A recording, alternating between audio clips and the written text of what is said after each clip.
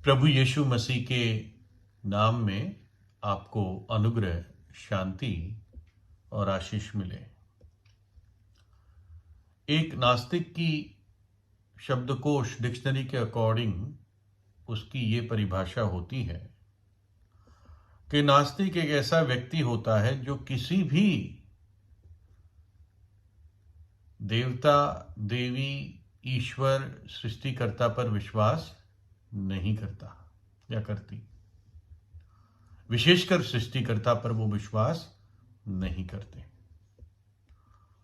और ज्यादातर नास्तिक पश्चिमी देशों में पाए जाते हैं, ज्यादा, है ना। मैं सोचता हूं कम्युनिस्ट देश भी आमतौर से नास्तिकता को ही प्रमोट करते हैं, लेकिन फिर भी वो अपने घरों में अपने पूर्वजों को और कुछ और अपने लोकल धर्मों को मानते रहते हैं। अमेरिका में जो नास्तिक होते हैं वो ज्यादातर पुरुष होते हैं और ज्यादातर युवा लोग होते हैं। और कई सारे नास्तिक सिर्फ धार्मिक बातों का इनकार ही नहीं करते, ना उसे ग्रहण करते हैं, लेकिन धार्मिक बातों के ऊपर बहुत कड़ा, तीखा टिप्पणी भी देते हैं। और ऐसा नहीं है कि नास्तिक लोग धार्मिक बातों के बारे में, धर्मों के बारे में जानते नहीं हैं, बल्कि बहुत अच्छी तरह जानते हैं। कई लोग कहते हैं कि अगर जीवन में नैतिक होना है और नैतिक मूल्यों को रखना है तो परमेश्वर पर विश्वास करना जरूरी है। तभी परमेश्वर के भय में एक व्यक्ति एक नैतिक व्यवहार करता है।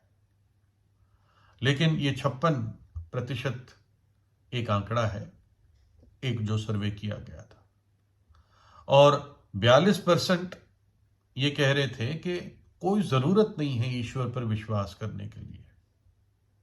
मतलब अच्छी नैतिकता अगर रखनी है, इसके लिए जरूरी नहीं है कि ईश्वर पर विश्वास किया जाए। बिना ईश्वर पर विश्वास करे भी आदमी नैतिक हो सकता है, ये नास्तिक लोग कहते हैं। और एक ये भी सर्वे किया गया था कि नास्तिक के प्रति कुछ पढ़े लिखे लोगों का इतना भरोसा नहीं हो पाता। वो थोड़ा अपने आप को असुरक्षित महसूस करते हैं नास्तिक के बीच में या उसके साथ, इसके बजाय कि कोई ईश्वर को मानता हो। यानी कोई ईश्वर को मानता हो, उसके साथ संगति रखने में उनको एक सुरक्षा महसूस होती है। तो एक नास्तिक था और वो शिकायत कर रहा था। वो शिकायत ये कर रहा था, अरे सभी देशों में कुछ कुछ दिनों में छुट्टियां होती हैं त्योहारों की, है ना। जैसे दिवाली होती है, होली होती है, और क्रिसमस होता है, ईस्टर होता है, और ईद होती है, और जूस का पासओवर और यौम किपुर होता है। तो उसका ये कहना था कि सबकी धार्मिक छुट्टियां मिलती है, बच्चों को मिलती है, सरकारी दफ्तरों को मिलती है, लेकिन हम नास्तिकों के लिए कुछ नहीं होता। ये कोई बात नहीं हुई।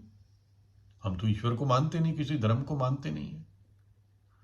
तो उसने कहा कि भाई ये तो एक बड़ा पक्षपात है, गलत पक्षपात है। तो उसके दोस्त ने कहा, अरे तुम्हारे लिए भी एक दिन है, उसको तुम क्यों नहीं मनाते? उसने कहा कि अप्रैल 1 जो अप्रैल फूल डे है वो तुम्हारा है, मजा करो उस दिन, है ना। उसने उसका मजाक बनाया, क्योंकि बाइबल कहती है कि मूर्ख ने अपने हृदय में कहा कोई परमेश्वर नहीं है। तो अप्रैल फूल्स डे ये मूर्खों के लिए है, और बाइबल कहती है एक नास्तिक मूर्ख व्यक्ति है ना।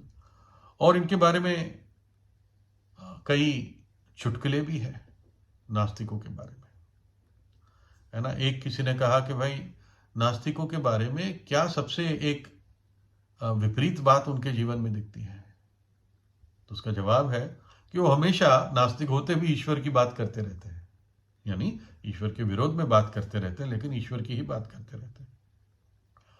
फिर एक सवाल है कि एक लाइट का बल्ब बदलने के लिए कितने नास्तिकों की जरूरत पड़ती है। तो किसी ने कहा 2 नास्तिकों की जरूरत पड़ती है, क्योंकि एक तो बल्ब बदलेगा और दूसरा उसका वीडियो लेगा ये दिखाने के लिए कि आदमी ने बल्ब बदला है, ईश्वर ने नहीं। एक तीसरा है कि एक नास्तिक को कैसे समझाया जाए कि जीवन मूल्यवान है, जीवन और सेहत देने वाला परमेश्वर है। तो किसी ने कहा उसकी टांगें तोड़ दो, तब उसको दर्द और जीवन और सेहत का अर्थ समझ में आएगा। ये चुटकुले हैं जो मैं आपको बता रहा हूं, है ना। एक नास्तिक था जिसने कुछ लोगों को प्रार्थना करते हुए देखा और उसके दोस्त को कहने लगा, इन मूर्खों को ये समझ नहीं आता कि इतनी प्रार्थना करना ये सब समय की बर्बादी है।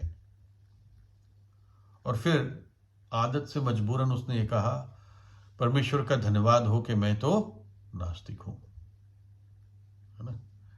उसके मुंह से निकल गया, परमेश्वर का धन्यवाद हो कि मैं नास्तिक हूं। एक और काल्पनिक घटना बताई जाती है कि एक नास्तिक जो था वो जंगलों में घूम रहा था, एक्सप्लोर कर रहा था, और एकदम से उसके सामने एक बहुत बड़ा भालू आ गया, ग्रिजली बेयर, मार देता है। और एकदम उसके मुंह से निकला, हे परमेश्वर मेरी मदद कर, हे प्रभु बचा ले। और जो भालू था वो एकदम रुक गया दौड़ते दौड़ते, और आकाश से उसको आवाज आई कि पूरे जीवन तू इस बात की घोषणा करता रहा कि तू मुझ पर विश्वास नहीं करता, तूने मेरे नाम पर गालियां दी और अब तू मेरी मदद मांगता है। ये आवाज उसको आकाश से सुनाई दी, यानी परमेश्वर उसको कह रहा था। उसने, नास्तिक ने कहा, मैं जानता हूं कि मैं कुछ बहुत बड़ी बात मांग रहा हूं, कि मैं तुझसे मदद मांग रहा हूं। चलो मैं मदद नहीं मांगता, बस इतना कहता हूं कि इस भालू को एक यीशु का विश्वासी बना दे, क्योंकि वो जानता था कि एक सच्चा यीशु का विश्वासी किसी को मारेगा नहीं, किसी की जान नहीं लेगा। तो परमेश्वर ने कहा ठीक है, मैं ऐसा ही करता हूं जैसे तूने मांगा।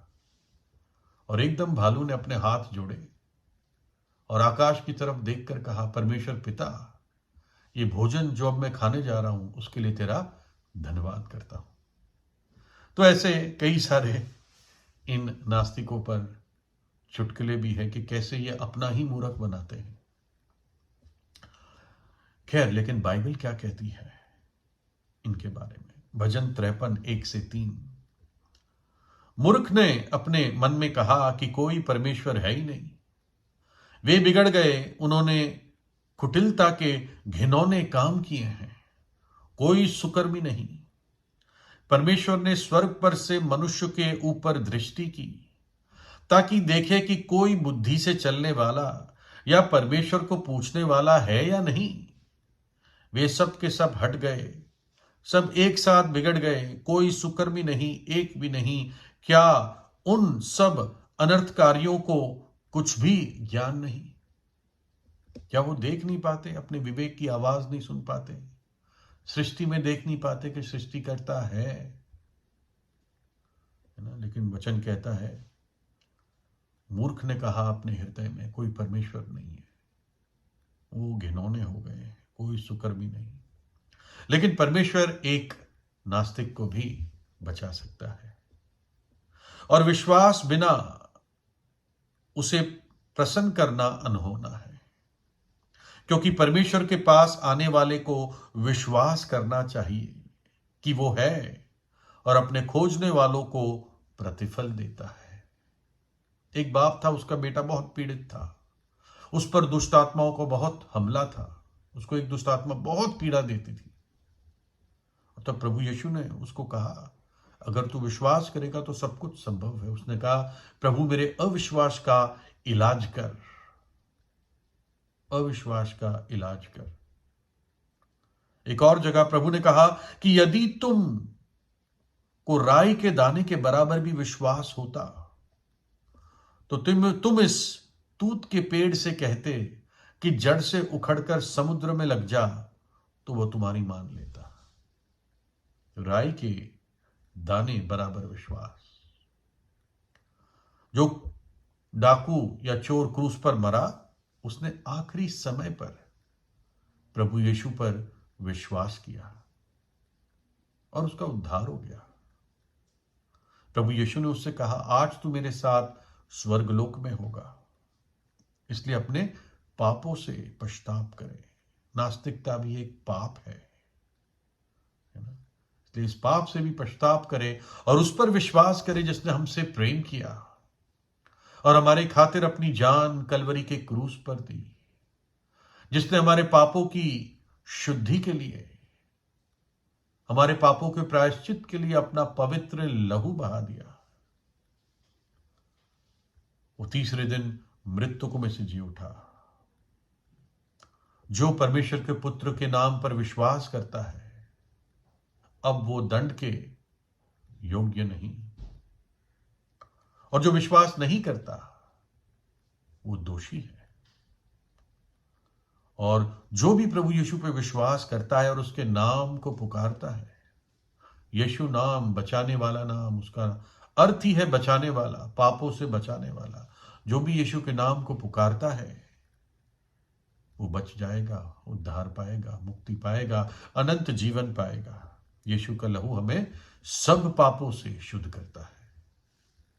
प्रभु यीशु से प्रार्थना कीजिए, वो ऐसे नास्तिक के अविश्वास का इलाज कर सकता है, क्योंकि वो जीवित परमेश्वर है। प्रभु यीशु आपको आशीष दे।